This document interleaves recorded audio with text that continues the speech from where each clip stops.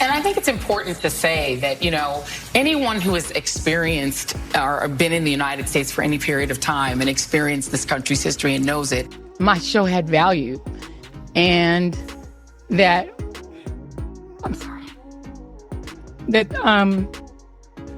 what I was doing had value. And in the end, I'm sorry, I try not to cry on TV. And I think this is kind of like me on TV, so I apologize. Anna Kasparian just went off, delivering a brutal takedown that completely dismantled Joy Reid and the mainstream media's meltdown over the 2024 election results. As Democrats scrambled to explain their devastating defeat, Reid leaned into the usual identity politics and voter shaming, only to be met with a scorching reality check from Kasparian on live TV. Reid's reaction? A complete breakdown. This was more than just a debate. It was a media reckoning in real time. If you've been waiting for someone to call out the hypocrisy and spin, this is the moment you don't want to miss. Let's break it all down. Favorite lines. It's like an ESPN classic. She ran a perfect campaign. She got Queen Latifah. What more could any candidate do? And then she added, she had every prominent celebrity. Totally oblivious to the fact that nobody gives a goddamn about your stupid celebrities. You care about them because you're like, oh, celebrities, oh my God. You guys are so precious, right? But what does a guy who's a steel worker in Pennsylvania care about Queen Latifah or even Beyonce or whatever? So look, I don't mind the celebrity endorsements. Maybe they help around the edges. Maybe Taylor Swift got some younger voters in, although younger voters didn't show up to vote because they didn't get anything from the Democratic Party. They would have much preferred student debt relief than Queen Latifah or Beyonce, okay? But, and it's not to say that there aren't some racists that voted against her because she's black, and there is some misogynists and sexists who voted against her because she's a woman. Of course there are, right? But was that the driving force in this election?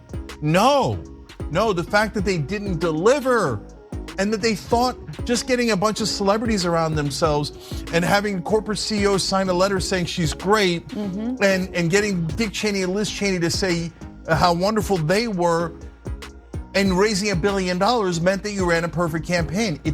Those are not the ends, those are the means. And they're not even the correct means.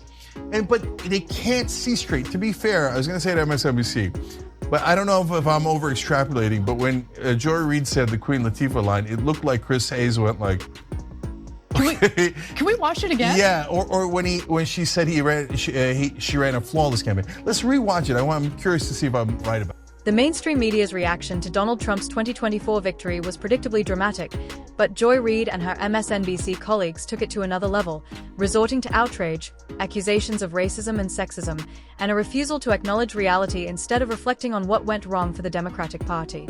Despite voters clearly rejecting their messaging, these pundits doubled down, attacking the electorate rather than considering whether their strategy was flawed.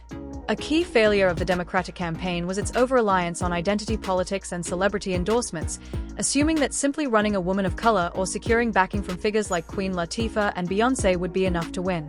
However, voters, particularly working-class Americans, care more about tangible policies like economic stability, job security, and housing costs than star-studded endorsements. Anna Kasparian, in her takedown of Reid's narrative, rightly pointed out that young people and minority voters didn't turn out in expected numbers because they weren't given anything concrete in return for their support, proving that identity politics without substance is not a winning strategy. And I think it's important to say that, anyone who has experienced or been in the United States for any period of time and experienced this country's history and knows it cannot have believed that it would be easy to elect a woman president, let alone a woman of color. Let's just be clear. And nothing that was true yesterday about how flawlessly this campaign was run is not true now. I mean, this really was an historic, flawlessly run campaign. Queen Latifah never endorses anyone. She came out and endorsed. She had every prominent. That was amazing. You're right. You're right. When she said flawless, he was like, okay, and then she said Queen Latifah, and it was like, but you know what? On MSNBC, you're not allowed to correct her. You're not allowed to say, Joy, what the hell are you talking about, right? Certainly. She got more white votes. Kamala Harris got more white votes than Obama did.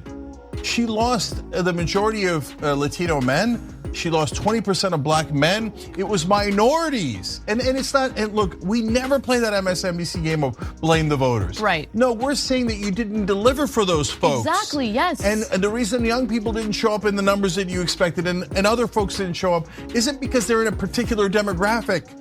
It's because they're normal human beings that care about their wages, that care about the debt that they have, they care about housing prices, etc. And when you look, in the beginning, Kamala Harris was running a good campaign. Not flawless, but good. She was talking about housing prices. She was talking about price gouging. She picked Tim Walz. People really liked that. She surged. She was up 5-6 points in the polls. By the end, she was tied in the polls. And as I told you a million times, if you're tied in a national poll and a Democrat, you can't win the Electoral College. And that's exactly what happened. I want to end with one more video because, the blame game, it has already started. There's a lot of blame toward Latinos, a lot of blame toward white women, because of course, white women, the bane of this country's existence. I mean, the biggest enemy. But looks like the Harris campaign is blaming Biden as well. Let's take a look. Obviously, there's going to be a lot of soul searching and asking a lot of questions in the coming hours and days about what, if anything, could Democrats and the Harris campaign have done differently.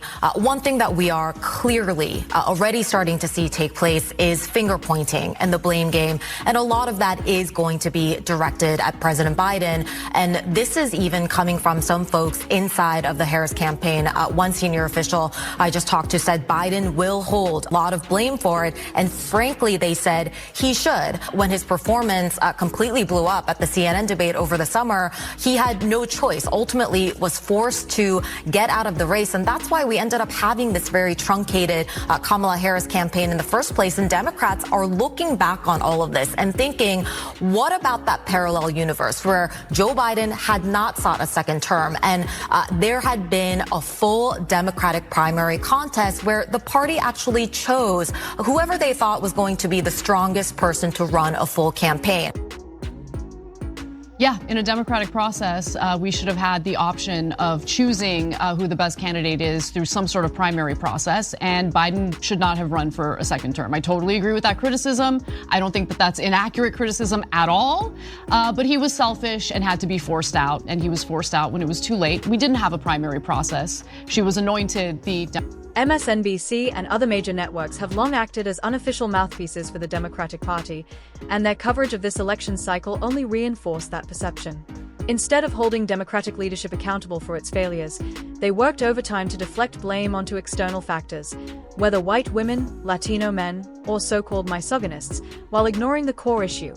The party simply did not deliver. This unwillingness to engage in real self-criticism is a major reason trust in legacy media continues to erode, as these networks prioritize protecting political allies and pushing narratives that keep audiences outraged but uninformed. Perhaps the most surprising post-election development is Anna Kasparian's apparent shift in political stance. Unlike her colleagues at the Young Turks, who are mourning the Democratic loss, she openly mocked Joy Reid's take and seemed to relish calling out the left's failures. This marks a significant moment, as Kasparian, long a vocal progressive, is now openly criticizing the left's obsession with identity politics and media propaganda. Her co-host, Cenk Uygur, has also shown signs of frustration with the Democratic Party's incompetence, hinting that even staunch progressives are beginning to realize the left's current trajectory is a dead end. If figures like Kasparian continue distancing themselves from the radical elements of the left, it could signal a larger ideological shift within progressive circles. Yeah, but for all that Biden shouldn't have done that, and we agree 100%, and there's misogyny in the world, of course, for all of the different factors that went into it, they're all making giant excuses for Democratic leadership because MSNBC does propaganda. These are the same people who told you that Joe Biden was young and dynamic and had no problems at all. And they said, we meet with him behind the scenes and he'll talk for 3 hours and be the most, and then he goes on and debates, says, we're going to defeat Medicare, right? So they're literally lying on purpose. And here they are, they're running interference for Democratic politicians so you don't blame the person who actually ran the campaign and the consultants and the lobbyists who ran those campaigns because they're best friends with the people that work at MSNBC. There was no soul searching. All there was finger pointing. If they did soul searching, they'd figure out why they actually lost this race, which is that they did not appeal to the voters enough and they did not deliver enough for the voters. And instead, all they did was these semantics of Queen Latifah and we love celebrities and CEOs. That's why you should. Speculation is mounting that Barack Obama has been the true architect behind the Democratic strategy that led to this defeat, with many believing he played a key role in pushing Kamala Harris forward despite her lackluster appeal. If true, this would be a monumental miscalculation, as the party effectively sabotaged itself by refusing to hold a competitive primary, instead forcing Harris onto voters without giving them a real choice. If Democrats genuinely believed that America was as racist and sexist as they claim, why would they intentionally sideline a white male candidate in favor of a black woman? The answer is clear. This was never about winning, it was about maintaining control within the party's inner circle. This entire process exposed Democratic leadership's arrogance and detachment from reality, and now they are scrambling to explain their humiliating defeat. The party now stands at a crossroads. Either acknowledge their mistakes and pivot toward policies that resonate with voters, or continue down the path of identity politics and media propaganda, ensuring future losses. If Joy Reid's reaction is any indication, they appear to be choosing the latter, doubling down on the very strategies that cost them the election, something conservatives will gladly sit back and watch unfold.